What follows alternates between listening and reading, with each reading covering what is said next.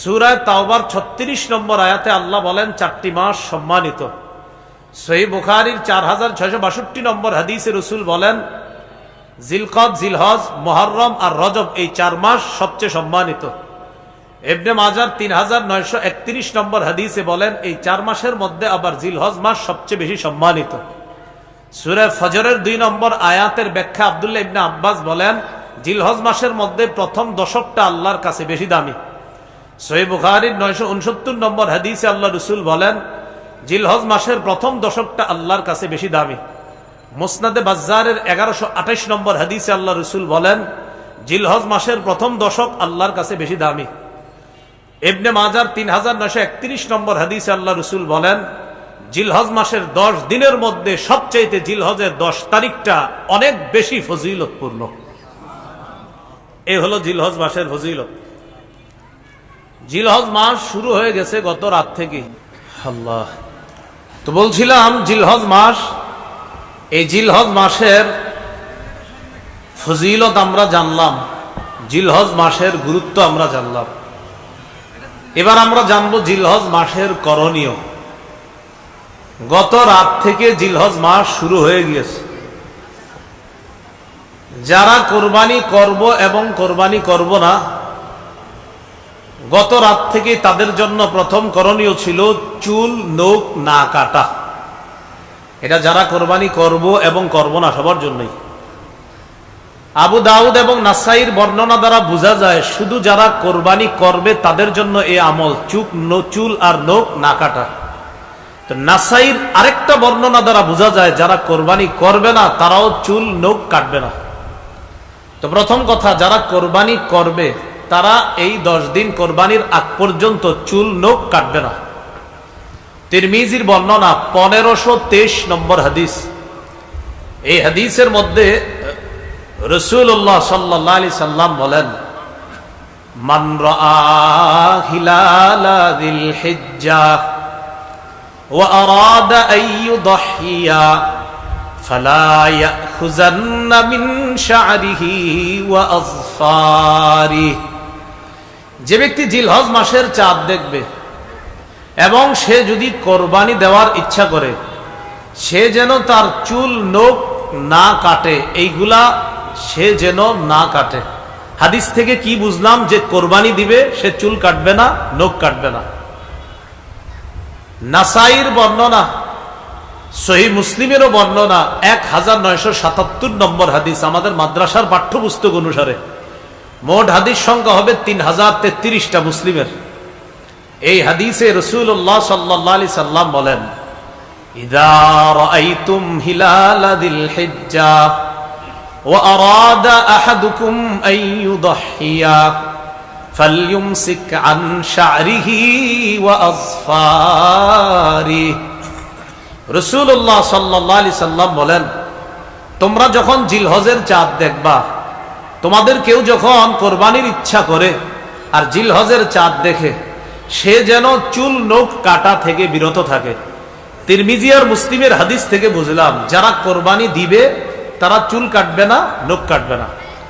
নাসাইর অন্য বর্ণনা দ্বারা বোঝা যায় এক সাহাবী রাসূলুল্লাহ সাল্লাল্লাহু আলাইহি সাল্লামকে বললেন হুজুর, আমার তো এমন একটা প্রাণী আছে, এই প্রাণীর এই অবস্থা, আমারও কি কোরবানি দেওয়া লাগবে? তো নবীজি তার হালাত ছুঁই না বললেন না না, তোমার কোরবানি দেওয়া লাগবে না। তুমি কোরবানির দিন চুল কাটবা, নখ কাটবা। বুঝেন কি বলে? তুমি কোরবানির দিন চুল নখ কাটবা, এর মানে কোরবানির আগ পর্যন্ত তুমিও চুল কাটবা না, নখ কাটবা না। কোরবানির দিন তুমি চুল নখ কাটবা, অন্যরা কোরবানি করলে যে সওয়াব, তুমি এই আমল করেও সেই সওয়াব পাবা। এখান থেকে বোঝা যায় যে কোরবানি করবে না সেও কোরবানির আগ পর্যন্ত চুল নখ কাটা থেকে বিরত থাকবে, কোরবানির দিন সে চুল নখ কাটবে। এমনকি এই 10 দিন বাচ্চাদেরও চুল না কাটা যদি পারেন, এটা কোনো জরুরি বিষয় না। আব্দুল্লাহ ইবনে ওমর রাদিয়াল্লাহু তাআলা আনহুমা এক এলাকা দিয়ে রওনা করছে। মাররা বিইমরাআতিন তাখুযু মিন শা'রি ইবনিহা। এক মহিলা তার বাচ্চার চুল কাটতেছে, বাচ্চা চুল কাটে। তো ইবনে ওমর বললেন আহা, তুমি যদি কোরবানির দিন পর্যন্ত একটু অপেক্ষা করতা, তারপর যদি চুলটা কাটতা। কি বোঝা যায়? বাচ্চার মাকে ইবনে ওমর রাদিয়াল্লাহু তাআলা আনহুমা বললেন তুমি যদি কোরবানির দিন পর্যন্ত অপেক্ষা করতা, তারপর যদি চুলটা কাটতা। এখান থেকে বোঝা যায় বাচ্চাদেরও 10 দিন পর্যন্ত আপনার চুল না কাটা। এটি কিন্তু জরুরি বিষয় না, যদি করেন খুব ভালো। তাহলে জিলহজের প্রথম কাজ পাইলাম আমরা, চুল নখ না কাটা। জিলহজ মাসের দ্বিতীয় করণীয়, আজকে যারা রোজা রাখছেন আলহামদুলিল্লাহ, যারা রাখতে পারেন নাই বাকি আরো 8টা আছে। তো নিয়ম ছিল 9টা রোজা রাখা, যদি পারেন আজকে না রাখলেও সমস্যা নেই, বাকি 8টা রাখার চেষ্টা করেন। তো দ্বিতীয় করণীয় জিলহজের 9টা রোজা রাখা। আবু দাউদের বর্ণনা 2437 নম্বর হাদিস, 2437 নম্বর হাদিস। এই হাদিসের মধ্যে আসছে কানা রাসূলুল্লাহ সাল্লাল্লাহু আলাইহি ওয়াসাল্লাম ইয়াসুমু তিসআ জিলহিজ্জাহ। রাসূলুল্লাহ সাল্লাল্লাহু আলাইহি সাল্লাম 9 জিলহজ পর্যন্ত, জিলহজের প্রথম থেকে 9 জিলহজ পর্যন্ত 9টা রোজা রাখতেন। নাসাইর বর্ণনা 2415 নম্বর হাদিস। এই হাদিসটি সবাই মুখস্থ রাখবেন, অন্যদের কাছে প্রচার করে দিবেন, নিজেরাও সারা জীবন আমল করার চেষ্টা করবেন, আমরাও করব বলি ইনশাআল্লাহ। নাসাইর 2415 নম্বর হাদিস, قال رسول الله صلى الله عليه وسلم أربع لم يكن يدعهن النبي صلى الله عليه وسلم। রাসূলুল্লাহ সাল্লাল্লাহু আলাইহি সাল্লাম 4টি কাজ কখনো ছাড়তেন না। মুখস্থ করি, কয়টি কাজ নবী কখনো ছাড়তেন না? আমরাও ইনশাআল্লাহ চেষ্টা করব এই 4 কাজ ভবিষ্যতে ছাড়ব না ইনশাআল্লাহ। নবী কয়টি কাজ ছাড়তেন না? 4টি। 1 নম্বর, সিয়ামা আশুরা, মুহররমের 10 তারিখের রোজা রাসূলুল্লাহ সাল্লাল্লাহু আলাইহি সাল্লাম কখনো ছাড়তেন না। 2 নম্বর, ওয়াল আশার, জিলহজের প্রথম দশকের রোজা রাসূলুল্লাহ সাল্লাল্লাহু আলাইহি সাল্লাম ছাড়তেন না। 3, ওয়া সালাসাতা আইয়ামিন মিন কুল্লি শাহ, প্রত্যেক মাসের 3টা রোজা, 13, 14, 15 আরবি মাসের এই 3 রোজা রাসূল ছাড়তেন না। 4 নাম্বার, ওয়া রাকাআতাইনি ক্বাবলাল গাদাত, ফজরের নামাজের আগের 2 রাকাত সুন্নত রাসূল সাল্লাল্লাহু আলাইহি সাল্লাম কখনো ছাড়তেন না। এবার আমরা সবাই একটু চর্চা করি, বলেন তো কয় আমল নবীজি কখনো ছাড়তেন না? সাহস করে বলে ফেলেন তো। 1 নাম্বার, মাশাআল্লাহ, 1 নাম্বার মুহররমের 10 তারিখের রোজা, 2 নাম্বার জিলহজের প্রথম দশকের রোজা, 3 নাম্বার মাসে 3টা রোজা, 4 নাম্বার ফজরের আগের 2 রাকাত সুন্নত। আচ্ছা আমরা একটু বলি, বললে মনে থাকবে। বলেন, 1 নম্বর মুহররমের 10 তারিখের রোজা, 2 জিলহজের প্রথম দশকের রোজা, 3 প্রত্যেক আরবি মাসের 3টি রোজা, 4 ফজরের আগের 2 রাকাত সুন্নত। এই 4টা আমল রাসূল সাল্লাল্লাহু আলাইহি সাল্লাম কখনো ছাড়তেন না। যাই হোক, জিলহজ মাসের দ্বিতীয় আমল পাইলাম 9টি রোজা রাখা। আজকে যারা রাখছেন আলহামদুলিল্লাহ, বাকিগুলাও রাখবেন। যারা রাখতে পারেন নাই, বাকিগুলা রাখলে সওয়াব আছে, ফজিলত আছে, কোনো সমস্যা নাই, রাখেন। তৃতীয় আমল, 9 জিলহজের রোজাটা গুরুত্ব দিয়ে রাখা। 9 জিলহজের রোজা গুরুত্ব দিয়ে রাখা। সহিহ মুসলিমের বর্ণনা 1162 নম্বর হাদিস, মাদ্রাসা পাঠ্যপুস্তক অনুসারে, قال رسول الله صلى الله عليه وسلم صيام يوم عرفة أحتسب على الله أن يكفر السنة التي قبله والتي بعده। রাসূলুল্লাহ সাল্লাল্লাহু আলাইহি সাল্লাম বলেন, কেউ যদি আরাফার দিনের রোজা রাখে, তথা 9 জিলহজের রোজা। আরাফার দিনের রোজা এটা একটা পারিভাষিক নাম, মনে রাখবেন। আরাফার দিনের রোজা এটা একটা পরিভাষা, উদ্দেশ্য 9 জিলহজের রোজা। 9 জিলহজের রোজা যদি কেউ রাখে, রাসূলুল্লাহ সাল্লাল্লাহু আলাইহি সাল্লাম বলেন, আমি আশাবাদী তার আগের 1 বছর এবং পরের 1 বছর, মোট 2 বছরের গুনাহ মাফ। এই হলো জিলহজের তৃতীয় আমল। তাহলে তৃতীয় আমলটা করার সুযোগ কি শেষ না, এখনো আছে? জিলহজের চতুর্থ আমল, জিলহজ মাসে বেশি বেশি তাসবিহ পড়া, জিকির করা। মুসনাদে আহমদের বর্ণনা, قال رسول الله صلى الله عليه وسلم আকসিরু ফীহিন্না মিনাত তাকবীর ওয়াত তাহমীদি ওয়াত তাহলিল। রাসূলুল্লাহ সাল্লাল্লাহু আলাইহি সাল্লাম বলেন, জিলহজ মাসে বেশি বেশি আল্লাহু আকবার বলবা, বেশি বেশি সুবহানাল্লাহ পড়বা, বেশি বেশি লা ইলাহা ইল্লাল্লাহ পড়বা, বেশি বেশি আলহামদুলিল্লাহ পড়বা। উদ্দেশ্য হলো জিলহজ মাসে বেশি বেশি জিকির করা। জিকির করার জন্য ওযুও করার প্রয়োজন নাই। চলতেছেন, ফিরতেছেন, দাঁড়িয়ে বসে শুয়ে জিকির করতে পারবেন। সূরা আলী ইমরানের 191 নম্বর আয়াতে আল্লাহ বলেন, জ্ঞানী হলো তারা আল্লাযীনা ইয়াযকুরুনাল্লাহা কিয়ামা ওয়া কুউদান ওয়া আলা জুনুবিহিম। আল্লাহ বলেন জ্ঞানী তারা যারা দাঁড়িয়ে আল্লাহকে স্মরণ করে, আল্লাহর জিকির করে, ওয়া কুউদা যারা বসে আল্লাহকে স্মরণ করে, ওয়া আলা জুনুবিহিম যারা শুয়ে শুয়ে আল্লাহকে স্মরণ করে, জিকির করে। তাহলে জিলহজ মাস ছাড়াও জিকির করব, বাকি জিলহজ মাসে খুব বেশি পরিমাণে জিকির করার চেষ্টা করব। আল্লাহ তৌফিক দান করেন।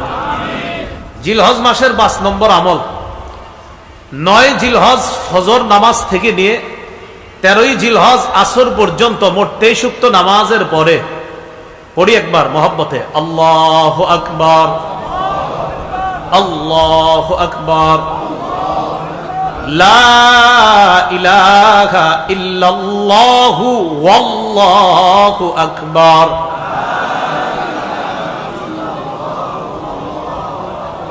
আল্লাহু আকবার। কি বলছি বুঝে আসছে? লা ইলাহা ইল্লাল্লাহু ওয়াল্লাহু আকবার, আল্লাহু আকবার ওয়ালিল্লাহিল হামদ। আল্লাহু আকবার, আল্লাহু আকবার, লা ইলাহা ইল্লাল্লাহু ওয়াল্লাহু আকবার, আল্লাহু আকবার ওয়ালিল্লাহিল হামদ।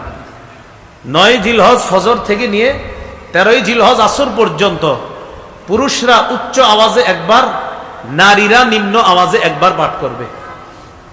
এই 23 উক্ত নামাজের মাঝে কারো কোনো নামাজ যদি কাজা হয়ে যায়, কারো যদি 9 জিলহজ ফজর থেকে নিয়ে 13 জিলহজ আসর পর্যন্ত কোনো ওক্ত নামাজ কাজা হয়, আর ওই কাজা নামাজটা যদি আপনি এই 5 দিনের মধ্যে আদায় করেন, আমি আবারও বলছি, 9 জিলহজ থেকে নিয়ে 13 জিলহজ পর্যন্ত যেই নামাজগুলোর পরে তাকবীরে তাশরিক পড়তে হয়, এই নামাজগুলার কোনো এক উক্ত নামাজ যদি ওজরের কারণে কারো কাজা হয়ে যায়, আপনি কোনো কারণে এক উক্ত নামাজ কাজা হয়ে গেছে, এর মানে আপনি তাকবীরে তাশরিকটাও দিতে পারেন নাই, নামাজ কাজা মানে তাকবীরও তো দেন নাই।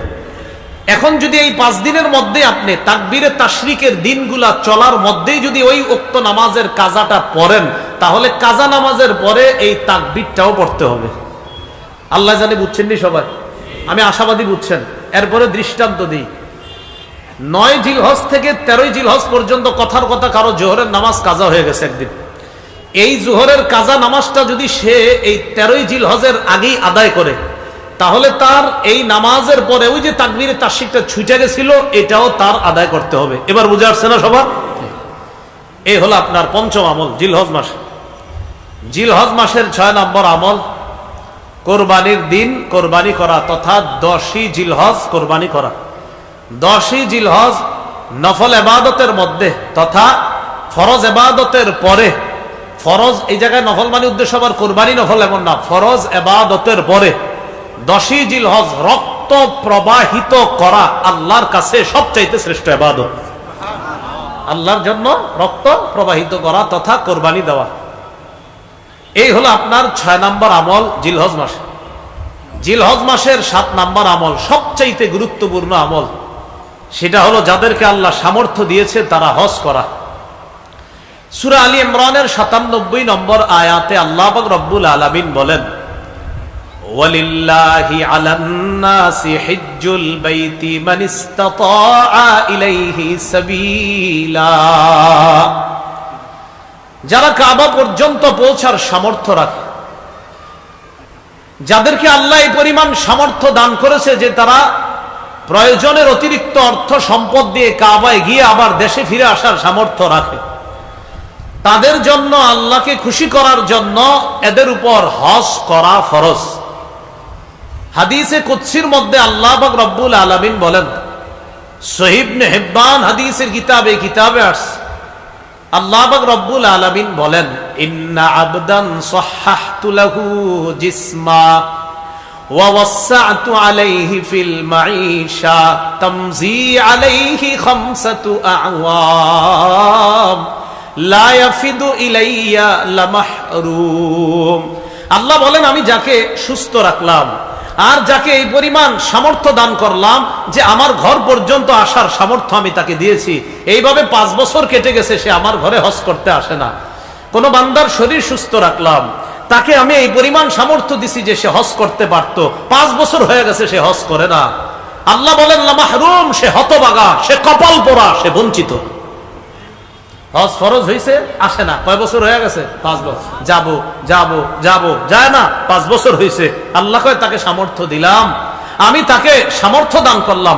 আল্লাহ তাআলা বলছেন, আমি তাকে সামর্থ্য দিলাম, সুস্থ রাখলাম, এরপরে আমার কাছে আসে না 5 বছর, সে বঞ্চিত, সে হতভাগা, সে কপাল পোড়া। যাদেরকে হজের সামর্থ্য আল্লাহ দিয়েছেন তারা যেন অতি দ্রুত হজ সম্পাদন করতে পারে, আল্লাহ তৌফিক দান করেন। সহিহ মুসলিমের বর্ণনা 1337 নম্বর হাদিস, 1337 মাদ্রাসা পাঠ্যপুস্তক অনুসারে রাসূলুল্লাহ সাল্লাল্লাহু আলাইহি সাল্লাম বলেন, قد فرض عليكم الحج وفي رواية إن الله كتب عليكم الحج فحجوا।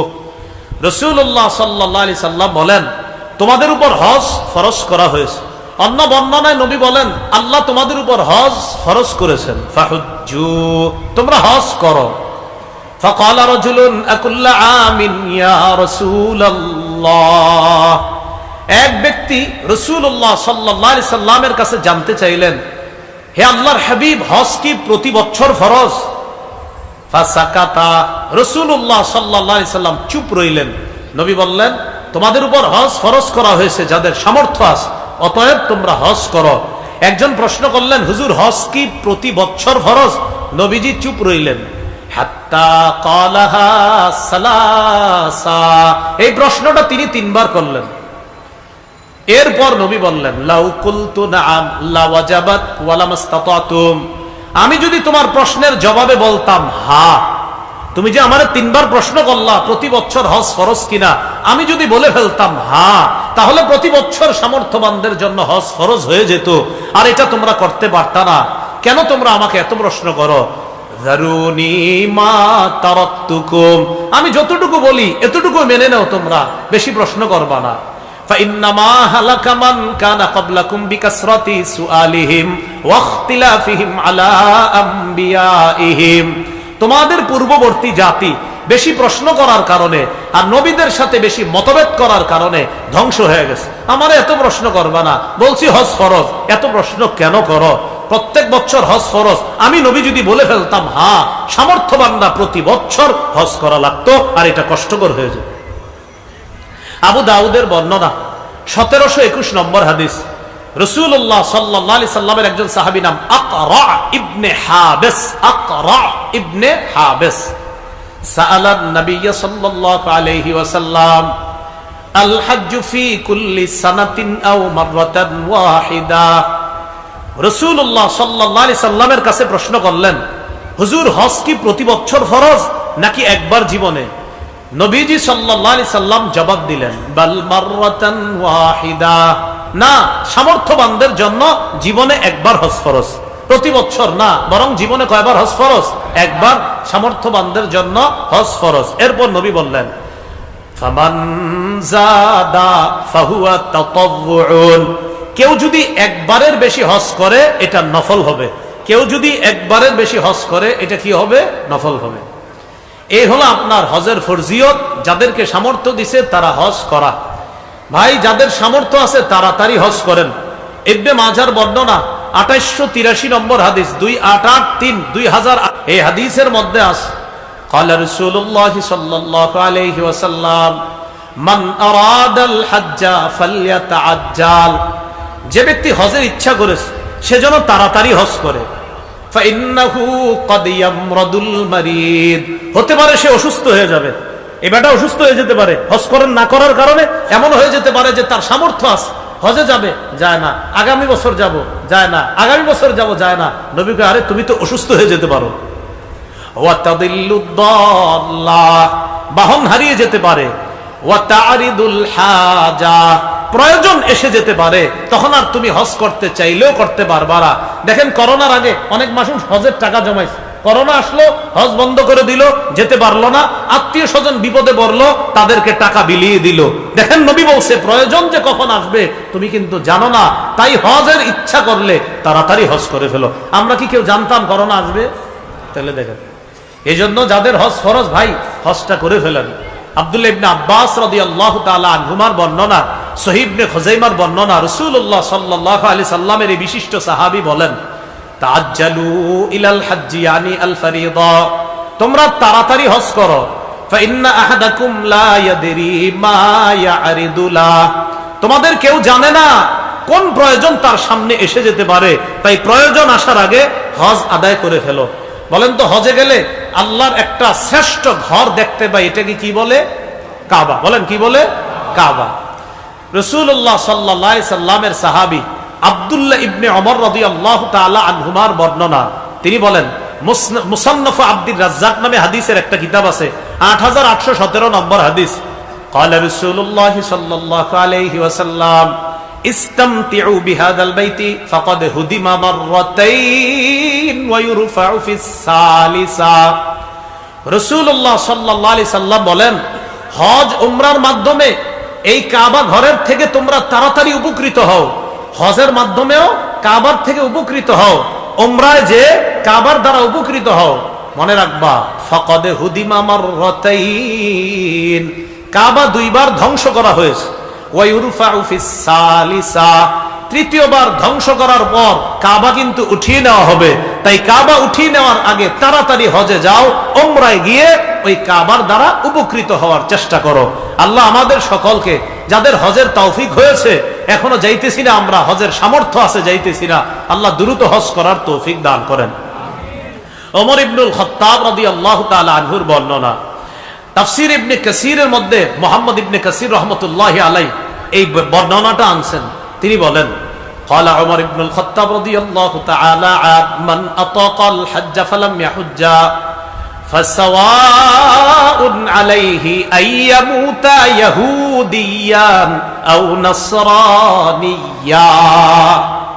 কোন ব্যক্তি হজের সামর্থ্য হলো কিন্তু হজ করলো না, সে ইহুদি হয়ে মারা যাক অথবা খ্রিস্টান হয়ে মারা যাক, এতে আল্লাহর কিছু আসে যায় না। যে ব্যক্তি হজের সামর্থ্য হয়, সামর্থ্য পাওয়ার পরেও সে হজে যায় না, যে ব্যক্তি হজে যাওয়ার যোগ্যতা অর্জন করেছে, হজে যাওয়ার সামর্থ্যবান হয়েছে কিন্তু হজে যায় না, এই ব্যক্তি ইহুদি হয়ে মারা যাক অথবা খ্রিস্টান হয়ে মারা যাক, এতে আল্লাহর কিছু আসে যায় না। নাউজুবিল্লাহ, আওয়াজ দিয়ে পড়ি। আল্লাহ আমাদের সকলকে, আমরা যেন হজ করতে পারি, সকলকে আল্লাহ তৌফিক দান করেন। যাদের টাকা আছে, অর্থ এই বর্তমানে আছে, তারা তো করবো, যাদের অর্থ নাই তারাও নিয়ত করেন যেন আল্লাহ ব্যবস্থা করে দেয়। অনেকে আবার হজে না গিয়ে নিজের সন্ন্যাস দাবি করে, আমি সন্ন্যাসী তাই হজে যাবো না। উনি সন্ন্যাসী, উনি আল্লাহর ওলি, এই জন্য হজে যাবে না। উনি কি সুন্দর কথা, উনি সন্ন্যাসী, হজে গেলে মানুষ দেখে ফেলবে, মানুষ বলবে এই লোকটা কাবার সামনে আসছে, এই জন্য মানুষকে দেখানোর, যেহেতু মানুষ দেখে ফেলবে এই জন্য উনি হজে যাবে না, এটা সন্ন্যাসগিরি। মুসনাদে আহমদে আসছে, রাসূল সাল্লাল্লাহু আলাইহি সাল্লাম বলেন, হজ না কইরা সন্ন্যাসগিরির কোন স্থান ইসলামের মধ্যে নাই। আবু দাউদের বর্ণনা 1729 নম্বর হাদিস। এই হাদিসের মধ্যে রাসূলুল্লাহ সাল্লাল্লাহু আলাইহি সাল্লাম বলেন, লা সরুরতা ফিল ইসলাম, হজ না করে ইসলামের মধ্যে কোনো বিরাগ্যতা করা, কোনো বৈরাগ্যতা দেখানো, এটার স্থান ইসলামের মধ্যে নাই। তাহলে বলেন তো, হজ ফরজ, সামর্থ্যবান হওয়ার পরেও এই ফরজ হজ অস্বীকার করে কেউ যদি বলে আমি বৈরাগী হয়ে গেছি, আমি সন্ন্যাসী হয়ে গেছি, হজে গেলে মানুষ আমাকে দেখবে, এটা কি বলেন, এটা কি বৈরাগ্যতা নাকি ভণ্ডামি? ওনার হজ ফরজ হয়েছে, উনি যায় না কেন? মানুষ দেখে ফেলবে, এই জন্য যায় না। রাসূল বলেন এই জাতীয় সন্ন্যাসগিরি ইসলামের মধ্যে নাই। আল্লাহ আমাদেরকে বুঝার তৌফিক দান করেন। এবার মন দিয়ে 11টা কথা শুনবেন। কয়টা? এতক্ষণ আলোচনা এক অংশ গেল, এখন সর্বশেষ 11টা কথা মন দিয়ে শুনেন। 1 নাম্বার, হজের ফজিলত। এই হজের ফজিলতের ক্ষেত্রে 4টি হাদিস বলতেছি, মন দিয়ে শুনেন। তিরমিজির বর্ণনা 811 নম্বর হাদিস।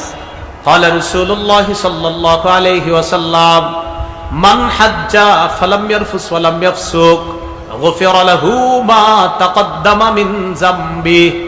যে ব্যক্তি হজ করলো, হজের মধ্যে অশ্লীল কথা বলল না আর অশ্লীল কাজ করলো না, তার আগের গুনাহগুলা মাফ করে দেওয়া হলো। আরেকটা ফজিলত শুনেন, সহিহ বুখারীর বর্ণনা 1521 নম্বর হাদিস। قال رسول الله صلى الله عليه وسلم من حج لله فلم يرفث ولم يفسق رجع كيوم ولدته امه। রাসূলুল্লাহ সাল্লাল্লাহু আলাইহি সাল্লাম বলেন, কেউ যদি আল্লাহর জন্য হজ করে, হজের মধ্যে যদি অশ্লীল কথা না বলে, অশ্লীল কাজ না করে, তার মা তাকে জন্ম দিলে যেমন নিষ্পাপ, এমন নিষ্পাপ সদ্য নবজাতক শিশুর মতো সে হজ থেকে ফিরে আসবে। আরেকটা ফজিলত শোনেন, قال رسول الله صلى الله عليه وسلم من حج لله فقضى مناسكه। যে ব্যক্তি আল্লাহর জন্য হজ করে আর হজের বিধিবিধানগুলো সঠিকভাবে পালন করে, ওয়াসালিমাল মুসলিমুনা মিন লিসানিহি ওয়া ইয়াদি, হজে যাওয়ার পর এই ব্যক্তির হাত এবং জবান থেকে কষ্ট দেওয়া থেকে অন্য হাজিরা যদি নিরাপদ থাকে। আপনি হজে গেলেন, আমি হজে গেলাম, যাওয়ার পর আমার জবানের কষ্ট দেওয়া আর আমার হাতের কষ্ট দেওয়া থেকে অন্য মুসলমান, অন্য হাজি যদি নিরাপদ থাকে, গুফিরা লাহু মা তাকদ্দামা মিন যামবি, নবী বলেন তার আগের গুনাহগুলা মাফ। এজন্য তো হজরে আসওয়াদ চুমা দেওয়ার সময় যারা যাবেন ভবিষ্যতে ইনশাআল্লাহ, কাউরে ধাক্কা দিবেন না দুই হাত দিয়ে, এইভাবে মুসলমানদের কষ্ট দিয়ে হজরে আসওয়াদ চুমা দেওয়ার কোনো দরকার নাই। যদি পারেন আস্তে ধীরে ধীরস্থির ভাবে গিয়ে চুমা দিবেন, তো আরেক মুসলমানকে ধাক্কা মেরে আপনি ফেলে দিয়ে হজরে আসওয়াদকে চুম্বন করবেন, এই বিধান আর এই অধিকার ইসলাম আপনাকে দেয় নাই। মুসলমানকে কষ্ট দেওয়া যাবে না। হ্যাঁ, আপনি আস্তে ধীরে গিয়ে হজরে আসওয়াদকে চুমা দেন, অথবা আপনি চান্স খুঁজতে থাকেন, কয়েকবার চক্কর দিতে থাকেন। কারণ আপনি তওয়াফ করলেই দেখবেন প্রথমে দূরে আছেন, দ্বিতীয় তওয়াফে দেখবেন আরেকটু কাছে আসতে পারবেন, এরকম তওয়াফে বারবার যাইতে যাইতে দেখবেন কাছাকাছি হয়ে যাবেন, ইনশাল্লাহ সুযোগ পেয়ে যাবেন। বুঝাইতে চাইলাম, পাথর চুমা দিতে গিয়ে আপনার হাত, আপনার জবান দিয়ে অন্য কোনো মুসলমান যেন কষ্ট না পায়। চুমা তো অবশ্যই দেওয়ার চেষ্টা করবেন, কিন্তু মুসলমানকে অবশ্যই কষ্ট দিবেন না। দুইটা কথা বলছি, অবশ্যই চুমা দেওয়ার চেষ্টা করবেন পাথর, আবার অবশ্যই মুসলমানকে কষ্ট না দেওয়ার চেষ্টা করবেন। কথা বুঝে আসে নাই? এটাও করা যাবে না, আবার এটা করতে হবে। পাথরেও চুমা দিব ইনশাল্লাহ, আবার মুসলমানকে কষ্ট দেওয়া যাবে না। এইগুলো আপনার হজের আরেকটা ফজিলত বলি। মুসলিম শরীফের বর্ণনা 121 নম্বর হাদিস, একদম শুরু দিকে আছে। নবীর সাহাবী আমর ইবনুল আস রাদিয়াল্লাহু তাআলা মারা যাবে অবস্থা, মনটা খারাপ, মুমূর্ষ অবস্থায় সাহাবীরা তার পাশে। তখন তাকে সান্ত্বনা দিয়ে সাহাবায়ে কেরাম বললেন, আমা আলিমতা ইয়া আমরু আন্নাল ইসলাম ইয়াহদিমু মা কানা ক্বাবলা। আমার এত চিন্তা করো কেন? তুমি কি জানো না ইসলাম তার আগের গুনাহগুলা ধুয়ে মুছে মিটিয়ে দেয়, ধ্বংস করে দেয়। আরে তুমি তো মুসলমান হয়েছো, তুমি তো ইসলাম গ্রহণ করেছো, এর মানে ইসলাম গ্রহণ করাটাই তোমার আগের গুনাহ মাফের জন্য যথেষ্ট হয়ে গেছে। আমা আলিমতা আন্নাল ইসলাম ইয়াহদিমু মা কানা ক্বাবলা ওয়া আন্নাল হিজরাতা তাহদিমু মা কানা ক্বাবলাহা। হিজরত করলে হিজরত আগের গুনাহগুলা ধ্বংস করে দেয়, ধুয়ে মুছে সাফ করে দেয়। ওয়া আন্নাল হাজ্জা ইয়াহদিমু মা কানা ক্বাবলা। হজ করলে হজ তার আগের গুনাহগুলা ধ্বংস করে দেয়, ধুয়ে মুছে সাফ করে দেয়। কয়টা কথা জানি বলবো? 11টা। 11টার মধ্যে এই প্রথম কথা গেল হজের ফজিলত।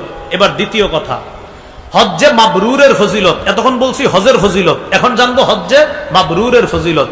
আল্লাহর কাছে সবাই দোয়া করবেন, আত্মীয় স্বজন যারা হজে গেছে, আল্লাহ আমার ওই আত্মীয়কে আপনি হজ্জে মাবরুর নসিব করবেন, এই দোয়া করবেন। হজ্জে মাবরুরের ফজিলত শোনেন, সহিহ বুখারী 1773 নম্বর হাদিস। قال رسول الله صلى الله عليه وسلم العمرة إلى العمرة كفارة لما بينهما। এক উমরা আর আরেক উমরা, দুই উমরার মাঝে যে গুনাহগুলা হয়, পরবর্তী উমরা আগের গুনার জন্য কাফারা হয়ে যায়। সুবহানাল্লাহ।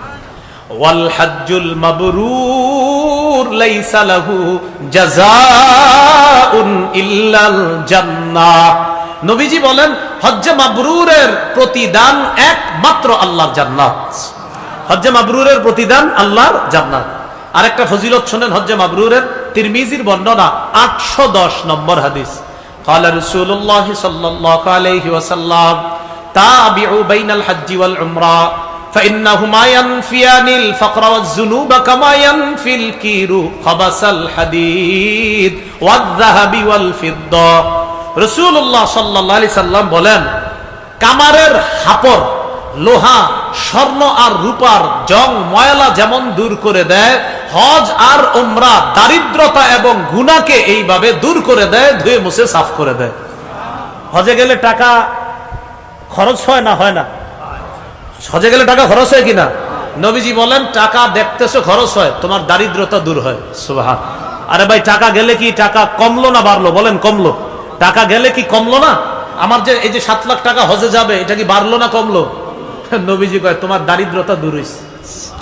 হজ করলে দারিদ্রতা দূর হবে, গুনাহ দূর হবে। যেমন কামারের হাপড়, লোহার ময়লা জং, স্বর্ণ রূপার ময়লা জং দূর করে দেয়, হজ করলে দারিদ্রতা এবং গুনাহগুলাকে এইভাবে ধুয়ে মুছে সাফ করে দেয়। এরপরে শেষে নবী বলেন, ওয়ালাইসা লিল হাজ্জাতিল মাবরুরাতি সাওয়াবুন ইল্লাল জান্নাহ। হজ্জে মাবরুরের প্রতিদান, সওয়াব একমাত্র আল্লাহর জান্নাত। হজ্জে মাবরুর যদি আল্লাহ কাউকে নসিব করে, তার সওয়াব, তার প্রতিদান, সেটা মরার পরেই আল্লাহর জান্নাতের মেহমান হয়ে যায়। হজ্জে মাবরুর কি জিনিস? সাহাবীরা প্রশ্ন করছে, ওয়া মা বিররুহু ইয়া রাসূলুল্লাহ। হুজুর, হজের মধ্যে মাবরুর জিনিসটা কি? বীর জিনিসটা কি? সদাচার কি? নবীজি বললেন, ইতআমুত তাআম ওয়া তিবুল কালাম। হজের মধ্যে অন্য হাজী সাহেবকে খাওয়ানো আর উত্তম কথা বলা, ওই হজটা আশা করা যায় হজ্জে মাবরুর হিসাবে কবুল হবে। হজে গিয়ে হাজী সাহেবরে খাওয়াবেন আর সুন্দর কথা বলবেন, তো আশা করা যায় এই হজ হজ্জে মাবরুর হিসাবে আল্লাহ কবুল করবেন। এই গেল 2 নম্বর কথা। 3 নম্বর কথা, হজ্জে মাবরুর হলো সবচাইতে শ্রেষ্ঠ আমল। হজ্জে মাবরুর সবচাইতে শ্রেষ্ঠ আমল। সহিহ বুখারীর বর্ণনা, 26 নম্বর হাদিস। সুইলা রাসূলুল্লাহ সাল্লাল্লাহু আলাইহি ওয়াসাল্লাম, আইয়ুল আমালি আফযালু ইয়া রাসূলুল্লাহ। রাসূলুল্লাহ সাল্লাল্লাহু আলাইহি সাল্লামকে প্রশ্ন করা হলো, কোন আমল সবচাইতে শ্রেষ্ঠ? নবীজি বললেন, ঈমানুন বিল্লাহি ওয়া রাসূলিহি। আল্লাহর প্রতি ঈমান আনা, রাসূলের প্রতি ঈমান আনা সবচাইতে শ্রেষ্ঠ আমল। কিলা সুম্মা মাযা। এরপর কোনটা? নবীজি বললেন, আল জিহাদু ফি সাবিলিল্লাহ। এরপর শ্রেষ্ঠ আমল হলো আল্লাহর রাস্তায় জিহাদ করা। কিলা সুম্মা মাযা। এরপর শ্রেষ্ঠ আমল কোনটা? নবীজি বললেন, হজ্জুন মাবরুর। হজ্জে মাবরুর যদি আল্লাহ কাউকে নসিব করে, এটা হলো এরপর সবচাইতে শ্রেষ্ঠ আমল, সবচাইতে শ্রেষ্ঠ ইবাদত। তাহলে হজ্জে মাবরুর এটা একটা শ্রেষ্ঠ ইবাদত। অন্য হাদিসের মধ্যে আসছে, নবীজি বলেন, হাজ্জাতুন বাররাতুন তাফজুলু সাইরাল আমাল কামা বাইনা মাতলিইশ শামসি ইলা মাগরিবিহা। সূর্যের উদয়স্থল অস্তস্থল তথা পূর্ব পশ্চিমের দূরত্ব যতটা, হজ্জে মাবরুরের ফজিলত অন্য আমলের তুলনায় আল্লাহর কাছে এই পরিমাণ দূরত্ব। হজ্জে মাবরুর। আল্লাহ আমাদের সকলকে হজ্জে মাবরুর যেন করতে পারি তৌফিক দান করেন। 4 নাম্বার, বলেন আমার সাথে, মহিলাদের বলেন, শ্রেষ্ঠ জিহাদ হজ্জে মাবরুর। আবার মহিলাদের শ্রেষ্ঠ জিহাদ হজ্জে মাবরুর। সহিহ বুখারীর বর্ণনা, 1520 নম্বর হাদিস।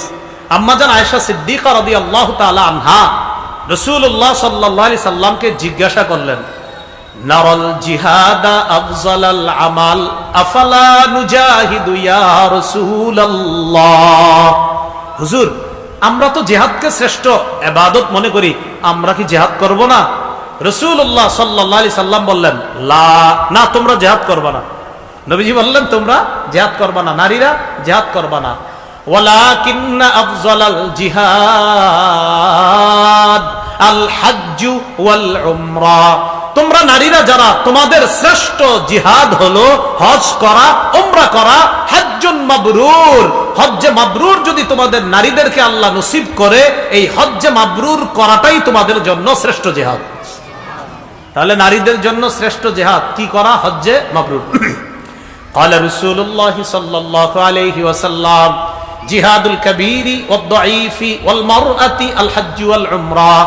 রাসূলুল্লাহ সাল্লাল্লাহু আলাইহি সাল্লাম বলেন, বুড়া মানুষের জিহাদ, দুর্বলের জিহাদ, নারীর জিহাদ হলো হজ করা, উমরা করা। বৃদ্ধ মানুষের জিহাদ হজ করা উমরা করা, দুর্বলের জিহাদ হজ করা উমরা করা, ছোট মানুষের আপনার বৃদ্ধের জিহাদ, নারীর জিহাদ হলো হজ করা উমরা করা। এবার একটা মজার হাদিস বলি আপনাদেরকে। এক ব্যক্তি রাসূলুল্লাহ সাল্লাল্লাহু আলাইহি সাল্লামের কাছে আসার পরে বলে, ইন্নী জাবানুন ওয়া ইন্নী দাঈফুন, হুজুর আমি ভীরু, আমি দুর্বল, আমি তো জিহাদ করতে পারি না। হুজুর এমন জিহাদ আসেনি যে জিহাদ, আমি দুর্বল মানুষ কিন্তু আমি তো জিহাদে যাইতে ভয় পাই, আমার আসলেই দুর্বলতা, আমি কি করব হুজুর? নবীজি বললেন, তোমার জন্য একটা জিহাদ আছে। সুবহানাল্লাহ। হালুম্মা ইলাল জিহাদিলা শাওকাতা ফি, আসো তুমি এমন জিহাদের দিকে যে জিহাদে কোনো অস্ত্র শস্ত্রের প্রয়োজন হয় না, শত্রুর প্রয়োজন হয় না। এটা হলো আল হাজ্জু, হজ করা। তুমি হজ করলেই জিহাদের সওয়াব পাইবে। ওই উনি দুর্বল ছিলেন, তো নবী বুঝাইলেন তোমার মতো দুর্বল যারা, তোমাদের জিহাদ হলো হজ করা। এইগুলো আজকের আমার মানে শেষ দিকের যে 11টা কথা বলবো, এর 4 নাম্বার কথা, নারীদের জিহাদ, দুর্বলের জিহাদ এবং বৃদ্ধ মানুষের জিহাদ, হজ করা উমরা করা। আল্লাহ আমাদের সকলকে কথাগুলা বুঝার তৌফিক দান করেন। যাদের বৃদ্ধ বাবা আছে, দেখেন না যদি শক্তি সামর্থ্য থাকে হজ করাইতে পারেন কিনা, আল্লাহ তৌফিক দান করেন। 5 নাম্বার কথা একটু বলেন আমার সাথে, হাজী সাহেব, উমরা আদায়কারীগণ, তাদের দোয়া আল্লাহ কবুল করেন। ইবনে মাজার বর্ণনা 2892 2893 এই 2 হাদিসের মধ্যে আছে, قال رسول الله صلى الله عليه وسلم الحجاج والعمار وفد الله। আরেক বর্ণনায় আল গাজী ওয়াল হাজ ওয়াল মু'তামির ওয়াফদুল্লাহ। আরেক বর্ণনায় ওয়াফদুল্লাহি সালাসা আল গাজী ওয়াল হাজ ওয়াল মু'তামির। রাসূলুল্লাহ সাল্লাল্লাহু আলাইহি সাল্লাম বলেন, 3 ব্যক্তি আল্লাহর প্রতিনিধি। বলেন কয় ব্যক্তি আল্লাহর প্রতিনিধি? আবার কয় ব্যক্তি আল্লাহর প্রতিনিধি? বলেন 1 মুজাহিদ, 2 হাজী সাহেব, 3 উমরা আদায়কারী। নবীজি বলেন ইনিস্তাগফারুহু গফারা লাহুম, তারা আল্লাহর কাছে ক্ষমা চাইলেই আল্লাহ মাফ করে দেয়।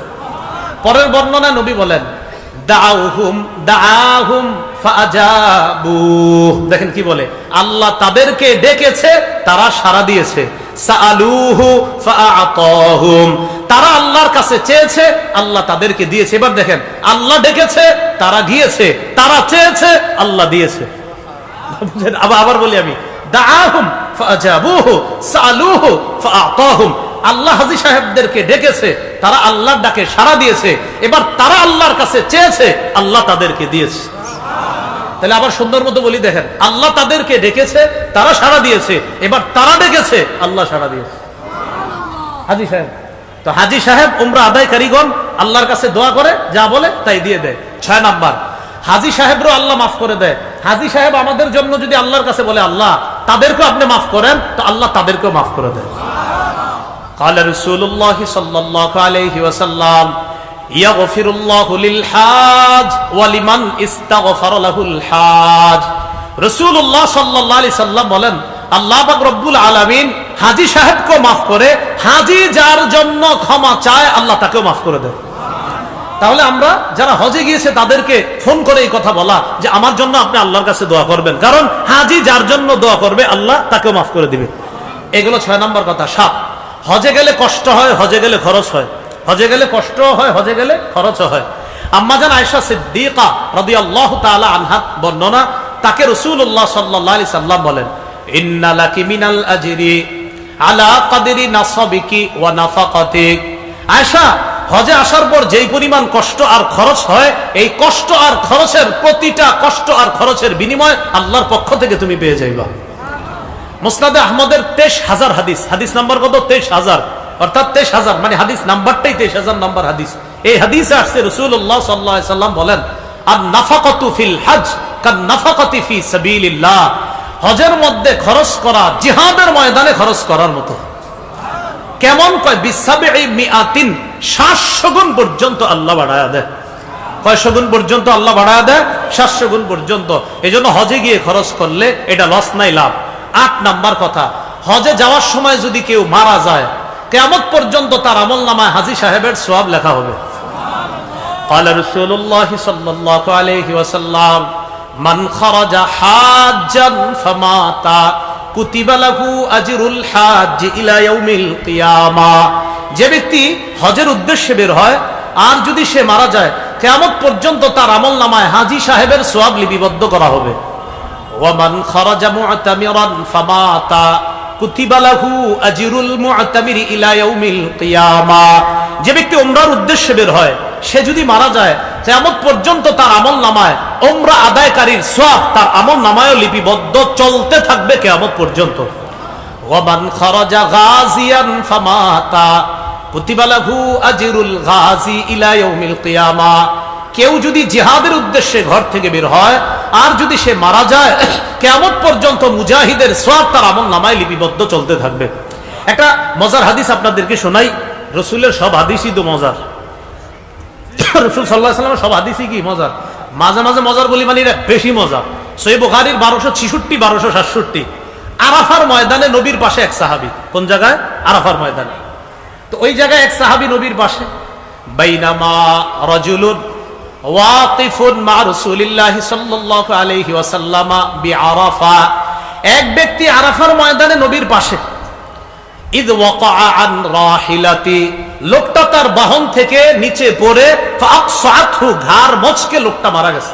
আমি আবার বলছি, আরাফার ময়দানে নবীর পাশে এক ব্যক্তি তার বাহন থেকে পড়ে গিয়ে ঘাড় মচকে মারা গেছে। মারা যাওয়ার পর এখন কি হবে? গোসল হবে, কাফন হবে। সাহাবায়ে কেরামকে নবী বললেন ইগসিলুহু বিমাইন ওয়া সিদরিন, তাকে বড়ই পাতা গরম পানিতে বড়ই পাতা গরম করে তাকে গোসল দাও। 1 2 ওয়াকাফিনুহু বিসাউবাইন, তাকে 2 কাপড় দিয়ে কাফন দাও। পুরুষে কয় কাপড় দিতে হয়? 3টা। তো তাকে কয়টা দিতে বললেন নবী? 2টা। 3 নাম্বার ওয়ালা তুহান্নিতুহু, তাকে সুগন্ধি লাগাইবা না। 4 নাম্বার ওয়ালা তুখাম্মিরু রাসাহু, তার মাথাটা ঢাকবা না। তাহলে 1 নাম্বার গোসল করাও, 2 নাম্বার 2 কাপড়ে কাফন পড়াও, 3 নাম্বার সুগন্ধি লাগাও না, 4 নাম্বার মাথাটা ঢাকবা না।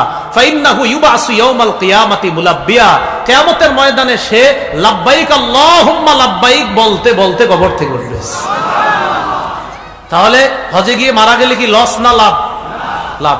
তাহলে বলেন হজে গিয়ে, বলেন হজে গিয়ে বেঁচে গেলে লাভ, মরে গেলেও লাভ। বলেন বেঁচে গেলে নিষ্পাপ শিশু, মরে গেলে কিয়ামত পর্যন্ত সওয়াব, লস নাই। বাঁচলেও লাভ, মরলেও লাভ। এ হলো 8 নম্বর। 9 নম্বর হজে গিয়ে তালবিয়া পাঠ করা, ওই যে লাব্বাইক আল্লাহুম্মা লাব্বাইক, এটা পাঠ করা। তিরমিজির বর্ণনা 827 নম্বর হাদিস। এই হাদিসের মধ্যে আসছে রাসূলুল্লাহ সাল্লাল্লাহু আলাইহি ওয়াসাল্লাম 827 828 829 সবগুলো হাদিসের মধ্যে একই তালবিয়ার বর্ণনা। নবীজি বলেন মামিন মুসলিমিন ইউলাব্বি ইল্লা লাব্বা মান আন ইয়ামিনিহি আও আন শিমালিহি মিন হাজারিন আও মাদারিন আও ওয়াবারিন ওয়া ফি রিওয়ায়া মিন শাজারিন আও ওয়াবারিন আও মাদারিন। রাসূলুল্লাহ সাল্লাল্লাহু আলাইহি সাল্লাম বলেন কোন ব্যক্তি যখন তালবিয়া পাঠ করে তার পাশে গাছ পাতা বৃক্ষ রাজি মাটি ইত্যাদি যা আছে সবাই তার সাথে তালবিয়া পাঠ করতে থাকে। এগুলো 9 নম্বর আলোচনা। 10 নম্বর তওয়াফ করা।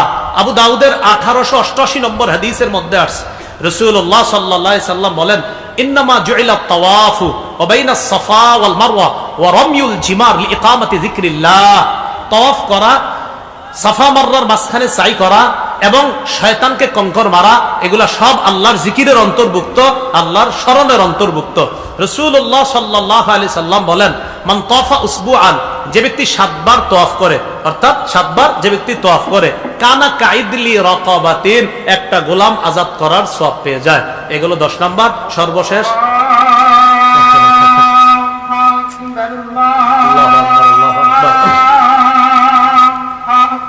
11 নম্বর হজরে আসওয়াদকে চুমা দেওয়া। আসসালামু আলাইকুম ওয়া রাহমাতুল্লাহ।